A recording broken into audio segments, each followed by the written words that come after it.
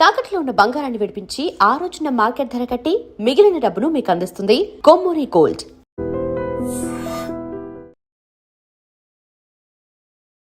Hi hello నమస్తే, welcome back to our channel. నేను మీ వైషు. మదనపల్లిలో 7 ఏళ్ల మైనర్ బాలిక మీద జరిగిన హత్య ఇప్పుడు అందరినీ, ఎస్పెషల్లీ అన్నమయ్య సర్కిల్లో రాస్తారోకో కూడా ఆల్రెడీ ఒకటి జరుగుతుంది. అంటే 7 ఏళ్ల అమ్మాయిని ఆల్రెడీ సైకోల్ గురించి, చిన్నపిల్లల్ని ఎత్తుకెళ్ళడం గురించి చాలా పెద్ద ఎత్తున ప్రచారం జరుగుతున్నప్పటికీ ఇలాంటి కేసు చూస్తుంటే గుండెకు కొంచెం బాధ కలిగిస్తుంది అనమాట. కొంచెం అని కాదు, చాలా ఎక్కువగా. ఈ విషయం గురించి మాట్లాడడానికి ఈరోజు నాతో పాటు సోషల్ యాక్టివిస్ట్ కృష్ణకుమారి గారు ఉన్నారు. మేడంతో మాట్లాడదాం. హలో మ్యామ్, నమస్తే. నమస్తే. ఎలా ఉన్నారు మ్యామ్? బాగున్నాను. సో ఆ అమ్మాయి కేసులో అంటే చిన్నపిల్లల్ని ఎత్తుకెళ్తున్నారు, చిన్నపిల్లలకి అత్యాచారాలు జరుగుతున్నాయి, చిన్నపిల్లల్ని చాక్లెట్లు ఇచ్చి మాయ చేసి తీసుకెళ్ళి ఎవరికో అమ్మేస్తున్నారు. ఇలాంటి కేసులు చాలానే చూస్తున్నాం. ఎస్పెషల్లీ ఈ కేసులో ఆ అబ్బాయి ఒక సైకోలాగా బిహేవ్ చేయడం, ఆ అమ్మాయిని తీసుకెళ్ళి అత్యాచారం చేసి మళ్ళీ హత్య చేశాడని కూడా మాటలు వినిపిస్తున్నాయి. డ్రమ్లో పెడితే ఇప్పటికీ ఇంకా బయటకు తీయలేకపోతున్నారంట. చాలా పెద్ద ఎత్తున రాస్తారోకో జరుగుతుంది. ఇప్పుడు న్యాయం చేయాలని వాళ్ళందరూ కోరుకుంటున్నారు. ఎంత న్యాయం చేసినా అమ్మాయిని వెనక్కి తీసుకురాలేరు. అసలు ఈ కేసుని ఎలా చూడాలంటారు? ఆ పాప 7 ఏళ్ల పాప. నేను సాయంత్రం నుంచి కనిపించకపోతే తప్పిపోయింది అనుకుని వాళ్ళు పోలీస్ కంప్లైంట్ ఇచ్చారు. అవును. చివరికి ఇంటి పక్క ఇంట్లోనే డ్రమ్ములో ఆ అమ్మాయి శవమై తేలింది. కరెక్ట్. దీనికి కారణం ఏ ఇంట్లో అయితే డ్రమ్ములో శవమై తేలిందో ఆ ఇంట్లో కుర్రాడే కారణంగా భావిస్తున్నారు. ప్రజల్లో కూడా చాలా ఒక ఆందోళన వచ్చింది. వచ్చి వాళ్ళు ఆందోళన బాట పట్టారు. మీకు చేత కాకపోతే చెప్పండి, మాకివ్వండి, మేం చూసుకుంటాము అనే లెవెల్లో వాళ్ళు విసిగెత్తిపోయి రోడ్డు మీదకి వచ్చి గొడవ చేస్తున్నారు. వాళ్ళు ఏమనుకుంటారంటే ఈ రోజు ఆ పాప అయింది, రేపు మా అమ్మాయి అవదని గ్యారంటీ ఏంటి? ఇంటి పక్క వాడు చేస్తాడని ఎట్లా అనుకుంటాము? నేరస్తులంటే ఎక్కడో ఉంటారు, ఏవేవో రూపాల్లో ఉంటారు అని అనుకుంటారు. కానీ మన ఇంటి పక్కన పిల్లోడి రూపంలో ఒక సైకో ఉన్నాడు అంటే ఎంత భయభ్రాంతులకు గురవుతారు. సరే, వీళ్ళు అడుగుతున్నారు. సరే, హోమ్ మినిస్టర్ వచ్చి వాళ్ళని ఏదో శాంతింపజేశారు, నేను చూస్తాను, నేను మీకు న్యాయం చేస్తాను, అవసరమైతే వాడిని ఉరిదీస్తాము అనే వాళ్ళకి ఒక మాట ఇవ్వటంతో ఒక ఉపశమనం దొరికింది. వాళ్ళు ఆందోళన విరమించినట్లుగా అర్థమవుతుంది. అయితే అసలు ఎందుకు చేసుంటాడు ఈ పిల్లోడు? ఇంత చేసి వాడేమన్నా మొహం మీద 4 కత్తిఘాట్లు, ఆకురౌడీలాగా ఉన్నాడా, లేకపోతే ఒక అడ్డలుంగి కట్టేసేసి సినిమాల్లో చూపించినట్టు ఉన్నాడా? లేడు. కానీ ఇవాళ మోడ్రన్ నేరస్తులు, సైకోలు మామూలు మనుషుల్లానే ఉండి ఇలాంటి పనులు చేస్తున్నారు. ఇంతకు ముందు కూడా చాలా మంది ఆడవాళ్ళతోటి ఇట్లానే అసభ్యంగా ప్రవర్తించారంట, అదే ఊర్లో ఉన్న వాళ్ళతోటి ఈ అబ్బాయి. మరి అలాంటప్పుడు ఇక్కడ మనం గట్టిగా పోలీసులనే ప్రశ్నించాలి. ఎందుకంటే ఒక చిన్న నేరమో పెద్ద నేరమో ఒక వ్యక్తి నేరస్తుడి రూపంలో చట్టానికి దొరికాడు అంటే ఒక కంప్లైంట్ రూపంలో దొరికాడు. రాబోయే రోజుల్లో ఒక పెద్ద నేరస్తుడు అవ్వకుండా కాపాడే అవకాశం వచ్చింది అని అర్థం. కానీ ఆ అవకాశాన్ని పోలీసులు సద్వినియోగం చేసుకోవట్లా. చీరలాగాడు అనుకోండి, ఏదో చిన్నప్పుడు తోటకూర దొంగతనం చేసిన వాళ్ళలాగా, అప్పుడు మనం ఉపేక్షించామనుకోండి, వాడిని వదిలేసామనుకోండి, వాడు రేపు పొద్దున అత్యాచారం చేస్తాడు. ఇప్పుడు అత్యాచారం చేయడానికి ఇది ఒక మొదటి అంకం.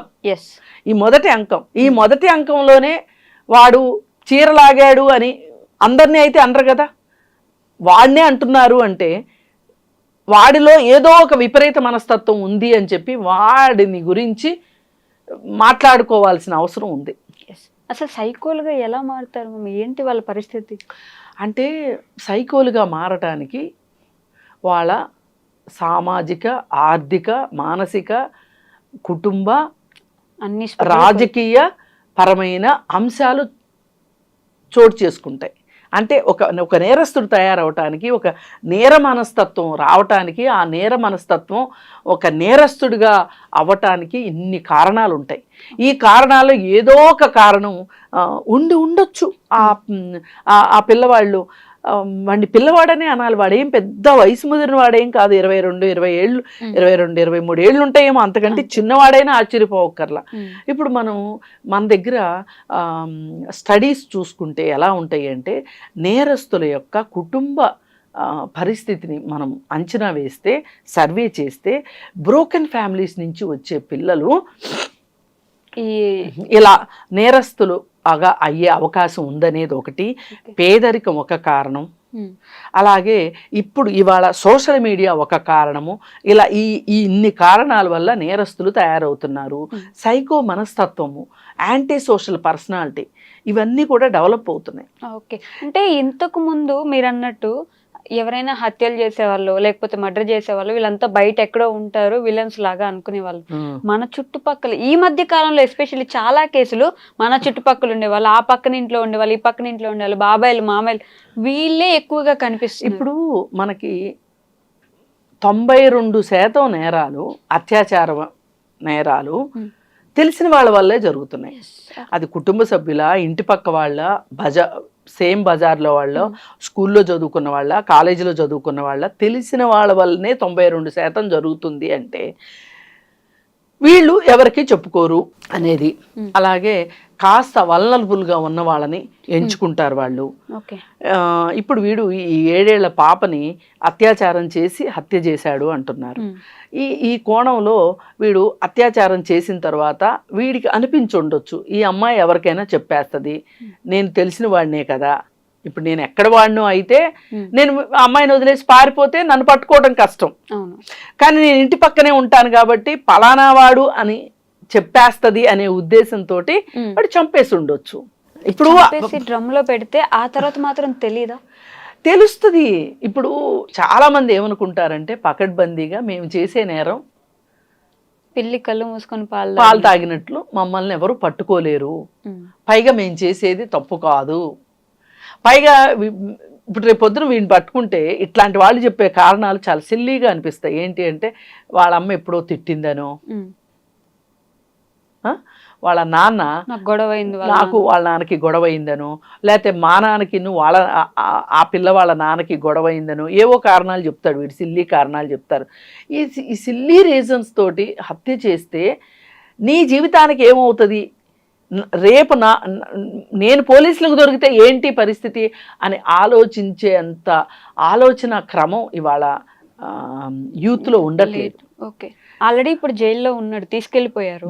కాదు, అలాంటి సిచ్యువేషన్లో ఇప్పుడు పేరెంట్స్ని మనం తప్పు పట్టలేమంటారా? మీ పాప ఎక్కడికి పోయింది, ఎక్కడికి వెళ్తుంది, ఇంట్లోంచి బయటకు వెళ్ళిందా, ఇంట్లో లేదా అనేది మీరు గమనించుకోవట్లేదా? 7 ఏళ్ల పాప గురించి ఎవరు మాట్లాడతారండి, ఎట్లా మాట్లాడతారు? ఇప్పుడు పిల్లలు ఆడుకోవటానికి బయటికి వెళ్ళరా?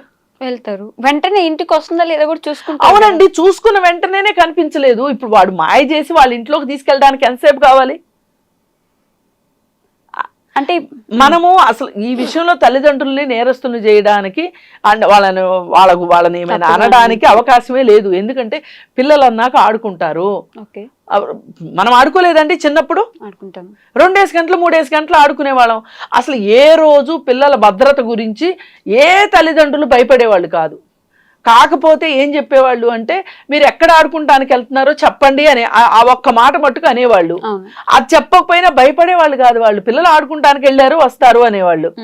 అన్నం వేళకి రాకపోతే ఏంటి అన్నం వేళ అయినా అంటే ఆకలి కూడా అవ్వట్లేదా మీకు ఆటల్లో, ఇట్లయితే ఎట్లా అని మాట్లాడేవాళ్ళు. అసలు ఆదివారాలు గంటలు గంటలు ఆడుకునేవాళ్ళం. అసలు భయం అనేది ఉండేది కాదు. ఇప్పుడు భయపడుతూ బతకాల్సి వస్తుంది. సిచ్యువేషన్స్ అలా ఉన్నాయి. ఇప్పుడు బూచోడు వస్తాడు అంటే ఏదో ఊరు నుంచి బూచోడు వస్తాడు అన్నట్టు ఉండేది తప్పితే మన ఇంటి పక్కనే బూచోడు ఉంటాడు అనేది ఎవరు అనుకోరు కదా. ఇప్పుడు గ్రామస్తులను కూడా అనలేమంటారా? అంటే మన ఊర్లో ఆల్రెడీ అంతమంది అమ్మాయిలను ఇబ్బంది పెట్టినప్పుడు మన పక్కింట్లోనే ఉన్నాడంటే మనం ఎంత జాగ్రత్తగా ఉండాలి? వాడిని ఎప్పుడో ఊరు నుంచి బహిష్కరించడమో పంపించేయడమో, ఊరు నుంచి బహిష్కరించడం అనేది కరెక్ట్ మాట కాదు. చట్టానికి అప్పచెప్పాలి. ఎవ్వరూ చట్టాన్ని చేతిలోకి తీసుకునే హక్కు లేదు. పోలీసులకి రిపోర్ట్ పోలీసులకు చెప్పాలి, పోలీసులు తీసుకెళ్లి విచారించాలి. వాడికి అవసరం అనుకుంటే అది నేరం చిన్నదైతే కౌన్సిలింగ్ చెయ్యాలి, లేదు నేరం పెద్దదైతే ఎఫ్ఐఆర్ చెయ్యాలి. ఇప్పుడు ఇలాంటి విషయాలు జరగకుండా గ్రామస్తులు ఎలాంటి జాగ్రత్తలు తీసుకోగలరు? గ్రామస్తులు ఇప్పుడు ఒకటండి, ఎంత జాగ్రత్తలు తీసుకున్నా జరిగేవి జరుగుతూనే ఉంటాయి. ఒక నేరస్తుణ్ణి ఒక చోట నేరం జరుగుతుంది అన్నప్పుడు, పరిస్థితులు బాగలేదు అన్నప్పుడు రిపోర్ట్ చేసే హక్కు ప్రతి పౌరుడిది. బాధ్యతగా రిపోర్ట్ చెయ్యాలి. ఇప్పుడు ఈ అబ్బాయి ఇంతకు ముందే వేరే మహిళలతో అసభ్యంగా ప్రవర్తించాడు అన్నప్పుడు ఇది పోలీసు దృష్టిలో ఉందా లేదా, పోలీసు దృష్టిలో ఉంటే పోలీసు ఏం చేసింది, ఎందుకు ఉపేక్షించింది, అసలు అతని తల్లిదండ్రులు ఏం చేశారు, ఇది మాట్లాడుకోవాల్సిన అంశం. ఇప్పుడు తెలంగాణలో షీ టీమ్స్ అని ఉంది, ఇప్పుడు ఆంధ్రాలో కూడా పెట్టారని చెప్పి అంటున్నారు. ఇప్పుడు ఇట్లాంటి కేసులు ఈవ్ టీజింగ్ కిందకు వస్తాయి. ఏది మహిళల పట్ల అసభ్యంగా ప్రవర్తించినవి అవి షీ టీం దగ్గరికి వెళ్తే షీ టీం వాళ్ళు ఏం చేస్తారంటే ఎవరైతే అబ్బాయి ఉన్నాడో, చేసిన అబ్బాయి ఉన్నాడో, నేరం చిన్నది కానివ్వండి పెద్దది కానివ్వండి, వాళ్ళ పేరెంట్స్ని కూడా పిలిపిస్తారు. ఇప్పుడు చాలా మంది పేరెంట్స్కి వాళ్ళ పిల్లలు బయట ఏం చేస్తున్నారో తెలియదు. అట్లాంటప్పుడు కూర్చోబెట్టి తల్లిదండ్రుల ముందే ఆ పిల్లోడిని కూర్చోబెట్టి మీ అబ్బాయి నిర్వాకం ఇది అని చెప్తే అప్పుడు తల్లిదండ్రులు ఒకంత జాగ్రత్త పడతారు అనేది ఆ షీ టీమ్స్ యొక్క ఉద్దేశం. అయితే అప్పుడు కౌన్సిలింగ్ ఇస్తారు తల్లిదండ్రులకి, ఏ విధంగా పిల్లల్ని ఏ విధంగా చూసుకోవాలి, ఎలాంటి జాగ్రత్తలు తీసుకోవాలని తల్లిదండ్రులకి. ఇప్పుడు నువ్వు ఇలాంటివి చేస్తే గనక ఇది చిన్నదా పెద్దదా చెప్పి, పెద్దదైతే ఎఫ్ఐఆర్ చేయటం, చిన్నదైతే మాట్లాడి ఇంకొకసారి నువ్వు ఇట్లా చేస్తే నీ జీవితంలో జరిగే నష్టాలేంటి. ఇప్పుడు ఒకవేళ స్టూడెంట్స్ చేస్తున్నాడు అనుకోండి, నీకు విదేశాలు వెళ్ళే ఉద్దేశం ఉంది అనుకో, నీకు పాస్పోర్ట్ రాదు, ఇది కేసు అయితే రేపొద్దున నువ్వు ఇండియాలోనే ఉద్యోగం చేసుకోవాలి అనుకుంటే ఇక్కడ గనక ఎఫ్ఐఆర్ అయింది అంటే గనక ఈ ఎఫ్ఐఆర్ నీ పోలీస్ వెరిఫికేషన్లో నీ పైన ఇలాంటి కేసు అయ్యింది అని తెలిస్తే నీకు ఉద్యోగం ఇవ్వరు. ఇట్లా వాళ్ళకి చట్టం గురించి కౌన్సిలింగ్ ఇవ్వాలి. పైగా ఇంకోటి ఏం చేయాలంటే చిన్న చిన్న పద్ధతుల్లో, అంటే ఈ చట్టానికి సంబంధించిన న్యాయపరమైన సమాచారాన్ని పిల్లలకి ఇవ్వాల్సిన అవసరం ఉంది. ఆడపిల్లలకైనా మగ పిల్లలకైనా పాఠ్యాంశాల్లో చట్టం గురించి చెప్పాల్సిన అవసరం ఉంది. ఈ రోజుకి మన దగ్గర ఎక్కడా కూడా లా చదువుకున్న వాళ్ళకే భారతీయ శిక్షా స్మృతి గురించి తెలుస్తుంది తప్పితే ఇంకెవరికి తెలియదు. ఇది తెలియాల్సిన అవసరం ఉంది. ఇది పాఠ్యాంశాల్లో చేర్చాల్సిన అవసరం ఉంది. చిన్నపిల్లలు కూడా ఎవరైనా వచ్చి మన వాళ్ళే తెలిసిన వాళ్ళే పలకరించి చాక్లెట్లు ఇచ్చి బయటకు వెళ్ళొద్దాం అని చెప్తే వెళ్ళిపోకుండా వాళ్ళకి ఏమైనా క్లాసుల్లో నేర్పించగలరంటారు. తల్లిదండ్రులు చెప్తా ఉంటారు, స్కూల్లో చెప్తా ఉంటారు. ఇప్పుడు కొన్ని స్కూళ్ళల్లో ఎవరు పడితే వాళ్ళు వెళ్తే పిల్లల్ని ఎవరు పంపించారు. ఉన్నాయి అలాంటి కట్టుదిట్టమైన వ్యవహారాలు ఉన్నాయి. కాకపోతే నేరస్తుల్ని గుర్తించడం ఎట్లా, ఏదైనా ఒక నేరం జరిగినప్పుడు రిపోర్ట్ చేయడం చాలా అవసరం. రిపోర్ట్ చేస్తే ఆ నిందితుడిని పట్టుకొని ఆ నిందితుడిని యొక్క మనస్తత్వాన్ని మార్చే పని పోలీసు తీసుకుంటుంది, డిపార్ట్మెంట్ తీసుకుంటుంది అని నమ్మాలి. ఒకవేళ వాళ్ళు కాకపోయినా వాళ్ళ తల్లిదండ్రులతో అయినా మాట్లాడి వాడు ఈ విధమైన పరిస్థితుల్లోకి ఎందుకు వచ్చాడు అని విశ్లేషించి వాడికి మంచి చెడు చెప్పాల్సిన అవసరం ఉంది. చేస్తే ఏమవుతుంది అంటే భవిష్యత్తులో ఇలాంటి పెద్ద నేరాలు చేయకుండా ఉంటారు. ఇక్కడ ఇతను ఆల్రెడీ చేశాడు అని ఉన్నప్పుడు మట్టుకు ఇది వ్యవస్థ లోపమే, పోలీసులదే లోపం. పోలీసులు ఎందుకు ఒక నేరస్తుడు మీ దృష్టికి వచ్చాడు, చిన్నది చేసో పెద్దది చేసో అన్నప్పుడు మీరెందుకు దానిని సీరియస్గా తీసుకోలేదు, దాన్ని అరికట్టడానికి ఎందుకు ప్రయత్నించలేదు? ఇప్పుడు ఒక చిన్న మన ఏమరపాటు రేపొద్దున ఒక పెద్ద నేరానికి దారి తీయవచ్చు. ఈ సైకోగా ఇతని మైండ్ సెట్ని ఇప్పుడు మనం రీడ్ చేస్తున్నాము. ఆల్రెడీ డ్రమ్ములో తీసుకెళ్ళి పెట్టేసి చంపేసిన తర్వాత డ్రమ్లో పెట్టే అంత మైండ్ సెట్ ఉందంటే ఈ సైకోలను అసలు మార్చే అవకాశం ఉంటుందంటారా? నిజంగానే ప్రజలు అడిగినట్టు వాళ్ళ చేతికి ఇచ్చేస్తే వాళ్ళు చూసుకుంటామన్నట్టు వదిలేయచ్చండి. అది కరెక్ట్ కాదు. అసలు ప్రజలకి ఆ హక్కు లేదు. అనుకోకుండా జరిగే ఘటనలు వేరు, కానీ మామూలుగా ప్రజలు అడిగే హక్కు లేదు, ప్రజలకు వాళ్ళని ఏమైనా చేసే హక్కు లేదు. అది కేవలం మన చట్ట ప్రకారం చట్టబద్ధంగా వాళ్ళకి కౌన్సిలింగ్ ఇస్తారా, లేకపోతే వాళ్ళ మనసు మారుస్తారా, లేకపోతే వాళ్ళని సంస్కరిస్తారా, ఏం చేస్తారు అనేది చట్టం చూసుకోవాల్సింది తప్పితే ఇది ప్రజలు చూసుకునే విషయం కాదు. అంటే ఇలాంటి కేసులు బోల్డ్ అని జరిగే, బోల్డ్ అంత మందిని సంస్కరించి ఉంటారు, బోల్డ్ అంత మందిని కౌన్సిలింగ్ ఇచ్చి వదిలేసి ఉంటారు. ఇంకా అలానే చేసుకుంటూ పోతే వాళ్ళకి భయం ఎప్పుడు వస్తుంది? ఇది ఒక ప్రాసెస్. నేను అందుకే చట్టాలపైన చిన్నప్పటి నుంచి అవగాహన, ఇది ఓవర్ నైట్ వచ్చేది కాదు, ఒక మంత్రదండంతో అంటే అయ్యేది కాదు. కరెక్ట్. అందుకని ప్రజల్లో ఇవాళ గంజాయి మత్తు ఉంది, మాదక ద్రవ్యాలు ఉన్నాయి, మద్యపానం ఉంది, సరైన పని పాట లేదు, కోతి కొబ్బరికాయ దొరికినట్టు ఈ స్మార్ట్ ఫోన్ ఒకటి, క్రైమ్ సిరీస్, ఇవన్నీ కూడా ఏంటి అంటే ఆల్రెడీ ఎంతో కొంత మనస్తత్వంలో ఉంటే దాన్ని ఇంకొంచెం పెరిగేటట్లుగా చేసే పరిస్థితులే చుట్టూ ఉన్నాయి. వాడికి అసలు జీవితం మీద ఆశ ఉండట్లేదు. వాళ్ళకి రేపు గురించిన ఒక ఆశ ఉంటే ఇవాళ నేరం ఎందుకు చేస్తాడు? కరెక్ట్. దీనికి అటు తిప్పి ఇటు తిప్పి పేదరికం దగ్గరికే వచ్చి ఆగుతుంది, నిరక్షరాస్యత దగ్గరికి వచ్చి ఆగుతుంది. అసలు ఇప్పుడు ఒక చెట్టుకి నీళ్లు ఎరువు పోయాల్సింది పోయి మనం విష పదార్థాలు వేసాము అంటే ఆ చెట్టు ఏమవుతుంది చెప్పండి? ఆ చెట్టుకి కాసే కాయలు ఎట్లాంటి కాయలు కాస్తాయి? విషపూరితమైన కాయలే వస్తాయి. అది సంగతి. అందుకని దీన్ని ఇలాంటివి జరగకుండా ఉండాలి అంటే చిన్న పని చేసి దొరికితే కూడా దానిని మీరు సీరియస్గా పరిగణించి వాడిలో ఆ మనస్తత్వం మార్చడానికి ప్రయత్నం చేయాలి. చేస్తే పెద్ద నేరాలను అరికట్టగలుగుతాం. Okay ma'am, thank you. Thank you. And for more videos, Please subscribe to iDream. Please subscribe to iDream. Please subscribe iDream. And please subscribe to iDream. For more videos, subscribe to iDream. please like, share and subscribe to the channel. Congratulations, iDream. Subscribe to iDream. Subscribe to iDream. So subscribe to iDream Media. iDream team andarki huge congratulations. Please subscribe iDream Media. Please subscribe to iDream. Subscribe iDream. Please subscribe to iDream. iDream అంటే నా కళల ఛానల్ను subscribe చేసుకున్న నోరు తిరుగుతలేదు, మీరైతే గంట గుర్తు కొట్టండి. For more such videos, please subscribe to iDream.